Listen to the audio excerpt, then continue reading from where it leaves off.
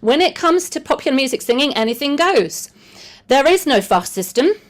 There is no particular voice classification. You wouldn't necessarily refer to a mezzo or a soprano or a tenor or a baritone in popular music. You would just talk about voices as they are. There's no fixed repertoire because there's no particular voice classification or fast system. So there is no, you are this voice type and you will do that repertoire. All stylistic all stylistic devices are allowed.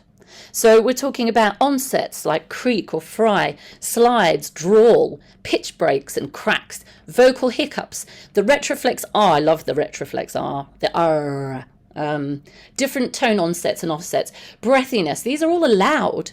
And they're all commercially viable in their own different ways. That's very, very different from Western classical and a lot of musical theatre singing.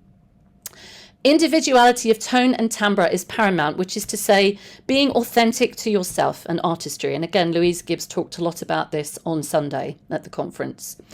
And there are no aesthetic rules or bias. So, you know, there are no rules to follow. So it can be quite disorientating when you start teaching, because if anything goes, where do you start?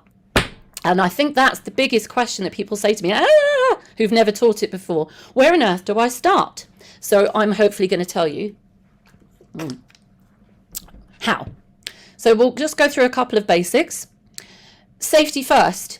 All styles are allowed as long as they are not likely to cause long-term damage to the voice. Now that should be an obvious one, but actually there are still, and I know because it happened to me on Facebook a couple of times recently on various groups, there are still people out there who are trained, mostly in Western classical style, who think that it is innately harmful to sing popular music vocals. It's not. There are many different ways to swing a cat, and there are some that are an awful lot safer than others for the same sound. Okay, so safety first. All styles are allowed as long as they don't cause long-term damage. Let's get that straight.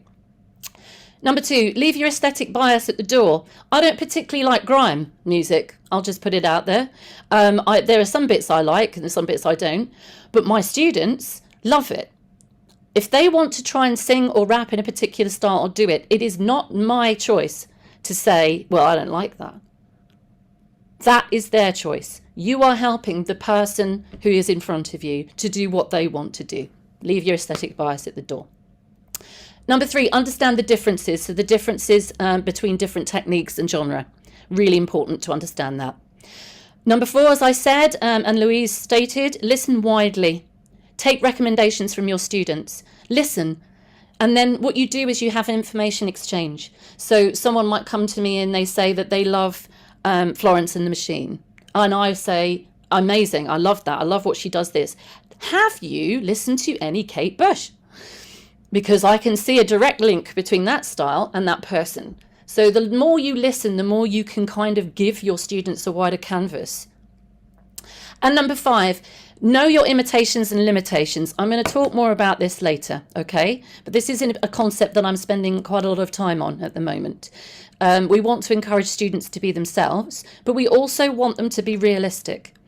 We want them to understand what their particular style it can do easily and what might be a little bit more difficult. And I think it's important to be honest with your students about that. And I'll come on to some other of that later.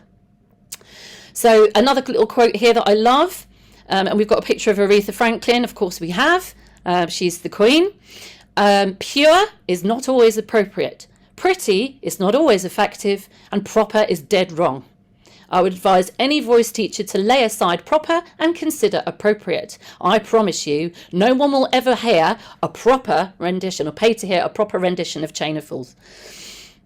It has to be right, which is to say it has to be authentic to that style.